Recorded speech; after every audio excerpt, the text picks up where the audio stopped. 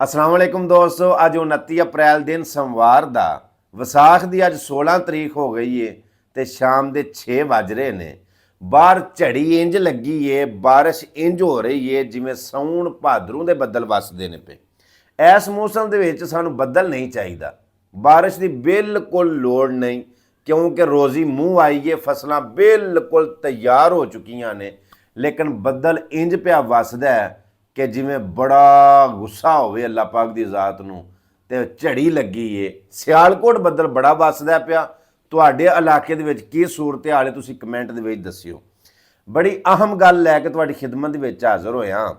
वेखो, जिहड़ी ज़कात दित्ती जांदी है ना, अल्लाह पाक कल्लों ये हुक्म है कि तुहाडा जिहड़ा माल है ना हलाल, इहदे विचों तुसीं ज़कात कड्डो ते अपने माल नूं पाक करो।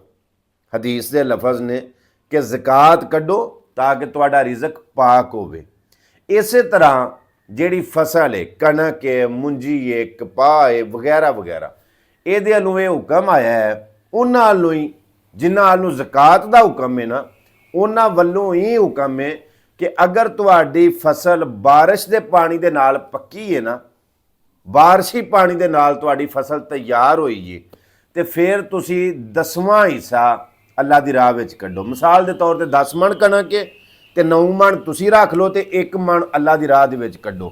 इस तरह जिन्ने मन भी ने ना, 40 मन ने, तो फिर 4 मन तुसी अल्लाह की राह च कड्डनी है तो बाकी तुसा अपने कोल रखनी है। समझ आ गई गल दी? 10वां हिस्सा जिहड़े वडेरे बंदे ने उन्होंने सारिਆਂ ਨੂੰ पता है कि हिस्से किंज करीदे ने। तीजा हिस्सा किन्ना हुंदा है, चौथा हिस्सा, इस तरह 10वां हिस्सा तुहानूं भी समझ आ गई होनी है। अगर तुसी आप ही पानी ला के ट्यूबवैल दे नाल, खूह दे नाल, टरपैन दे नाल, जिवें भी अगर तुसां आप ही पानी ला के ते वो फसल तैयार कीती है तो फिर तुसां 20 हिस्सा कड्ढना है। 19 मन तुसी रख लियो ते जिहड़ा 20 मन है वो अल्लाह की राह दे विच कड्ढिओ। मिसाल तौर पर फिर जिन्ने मन भी हुंदे ने ना तुहाडे, उस हिसाब दे नाल तुसां अल्लाह की राह दे विच वो हिस्सा कड्ढना ही कड्ढना है। जिवें ज़कात अल्लों हुक्म है, इस तरह उशर ए जिहड़ा 20 मन या 10वां मन ए जिहड़ा हिस्सा कड्ढना ना फसल दे विचों, इहदा नाम है उशर। मैं तुहाडे कोलों मंगण नहीं बैठा कि मैनूं दिओ। जिहड़े जरूरतमंद हकदार मुहताज है ने, जिन्हां नूं लगदा है, उन्हां नूं उशर, उन्हां दा हिस्सा दिओ।